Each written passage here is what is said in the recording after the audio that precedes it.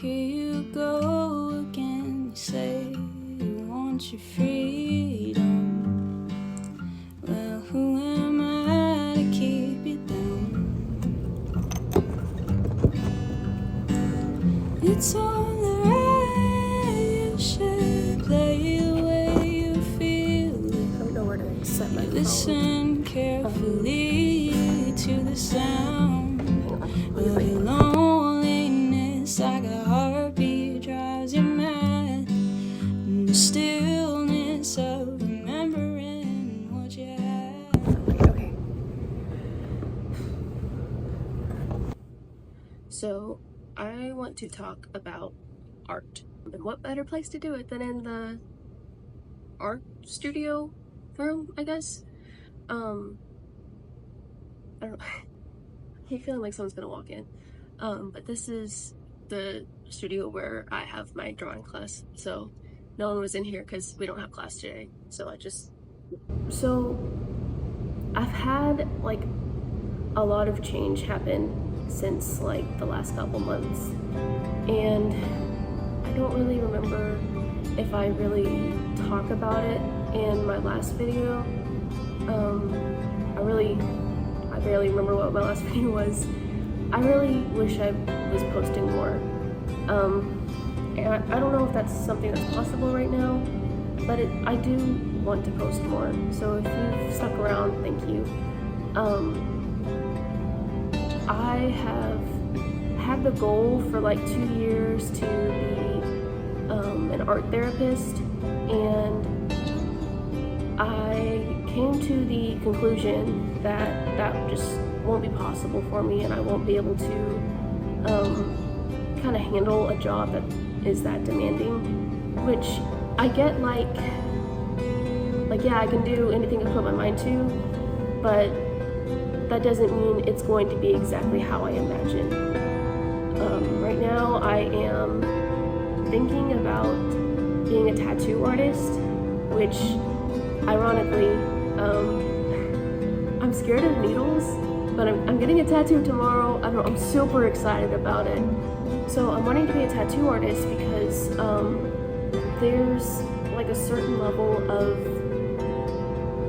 like mental release and validation that comes through any form of art, but especially with body art. For me especially, it's something that is a statement to myself. Like, I am putting this stamp on time, and I am going to decorate my body instead of injuring it, and I am going to have reminders to myself of beautiful things.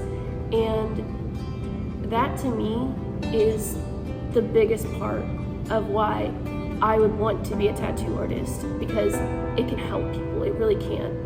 And besides that, just sounds like such a cool job, you know? But I'm feeling really good about that after having like, I don't know, a couple months of feeling just really sinking into my depression and all the stuff that comes with it, which really, it sucks. But, I mean, I'm not out of it, but I'm not out of the woods, so to say, but I'm having a good time in the flowers, if that makes sense.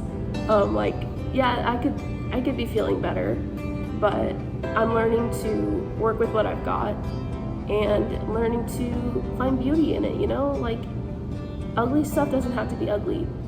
It's all a matter of perspective, really. Like, I mean, I was writing a paper for English, and I said something that was like,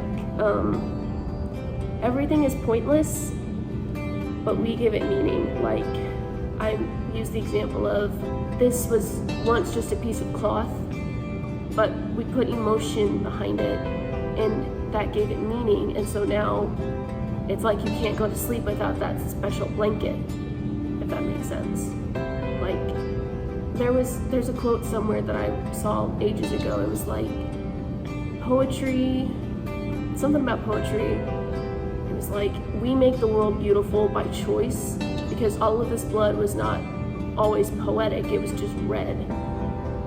And that's something that's really stuck with me over time, is like, things can be disgusting and just repulsive, but we can find beauty in that, you know, like saying, I think that mushrooms are ugly because they're like fungus or whatever. We're like, oh, but these have like some really pretty colors, or this is so unique.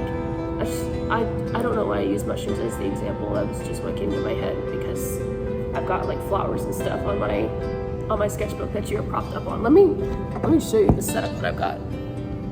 So this is my little sketchbook. This is my drawing that I'm working on. Doesn't he look so good? Doesn't he just, oh, he's so cute. But yeah, beauty is subjective, and that's something that I'm learning. Really, what it boils down to is like, you can be the most beautiful person in the world, but who told you that? Like, who decided that you were? Or you could be the most ugly person in the world, but who decided that? Beauty is subjective. Beauty is not limited to a certain look or a certain interest or a certain vibe. Like, it really is subjective, and it just really depends on your viewpoint. And I think that's something that gets overlooked a lot because we're so used to like the European beauty standards of blonde hair, blue eyes, a curvy nose, a certain body type, and all of these trends just change throughout time and they don't stay the same, but they so harshly affect people who are looking for love, really. Because like, if you're not looking for love and validation through your physical appearance, then why would you be so determined to be thin that you're taking drugs, or so small that you're injuring yourself and injuring your organs to be thin? That's something that I dealt with for a long time with anorexia, is the desire to be smaller to prove that you're worth more. And that's not how that works. You have your worth, and everything else that comes with it is unique to you, including your body, and you don't have to make your body a certain way. I got a little distracted, but you are art. I don't know how long it took me to fully realize this, probably my whole life up until now, that everything that you do is art, everything that you are is art. And I truly believe that there is a piece of art for everyone. Picasso might be weird for someone, and it might be really cool and easily interpreted for someone else, or maybe they don't interpret it, maybe they just appreciate it. But I believe art is not just there to speak volumes that we can't comprehend all the time, or that we can't communicate clearly through verbal communication, but I think it's there to just be appreciated, just be pretty. I mean, why do fruits have to have pretty flowers? Why couldn't they just be more leaves? Or why do caterpillars have to turn into butterflies? Like, there could be other ways of getting like the pollination and the fruit growing. We could get that done in any other way, but it was designed to be beautiful because, honestly, whether you believe in God or not, the force driving the world, which I believe is God, but that force is artistic. That is where art comes from. No matter what represents the force driving the world to you, whether it's God or Mother Nature or the universe, there is something there that gives us more than just we are born, we go through life, we die. There's beauty in the in-between. And that in-between begins from the moment that you are conceived and from the moment that you take your first breath. And everything is just, I just have so much appreciation for things now that I once considered like disgusting and repulsive and detestable. And these things like anxiety and the hallucinations that I have, these don't have to be seen as horrible things. I mean, I get anxious because I have a need that's not met, and I can love myself and take care of that need in whatever way it needs to be taken care of, you know? I could take medicine to calm my adrenal gland. I could seek reassurance. I could fix the things that are unsafe. But that love is what makes anxiety beautiful. Now, I'm not romanticizing mental illness by any means. It's brutal and it's difficult and it should not be romanticized. But we should put more hope and more love towards the light, because really what mental illness gives us space for is a way to love ourselves better and love other people better. I never loved myself growing up, and then after going through severe disorders and events in life, whether they were traumatic or just negative, I never would have imagined even remotely liking myself. And through hard work and counseling and encouragement and therapy, I have gotten to the point where I truly can say that I love and value myself. And that is probably the biggest accomplishment of my life, because I literally just hated myself. I wanted nothing to do with myself. I wanted to shred her, I wanted to starve her, I wanted to beat her up, and I wanted to speak hateful things to her. Things that I would never do to even my worst enemy. I mean, there's a certain level of respect that you have even for those who have wronged you and who really just don't deserve your time and energy. But you are not that person. There are people in your life that you may be better to separate from, but you are not one of those people. Your body is your home. It is your temple, and you can make space for your spirit and your love and your energy and all of the things that create you into who you are. You can make a beautiful home for that. It doesn't just have to be a house that you rent and then you die and it's gone. It can be a home and you can decorate it, and it can be safe, and it can be full of love. It can be full of friends and family, and a place where you feel like you are home. It doesn't have to be a rental house. Make your body your home. I think that in seeing things as art, I've been able to see things a lot more clearly, honestly. And I feel like with the outlook of everything is art, even grief, I can handle this better. There's only so much that I know how to explain right now, but the way I see things, I see them as, you know, pieces inside of a sketchbook. You know, some of them you might want to throw out, some of them are better, some of them are worse, some of them are just there. But you still made that, you still have your impression there. And I think that's a really beautiful thing, and I think that should be valued more. And I feel like we don't give ourselves enough credit for all of the achievements that we've made and all of the steps that we've taken to care for ourselves and care for other people. And I don't think that we give ourselves enough credit for the way that we have learned to love each other. And I think that whenever we accept that we love ourselves, then we can start to unlock other aspects of our life that we love. I never would have guessed that I would love myself, and I never would have guessed that I would love where I'm at. But here I am.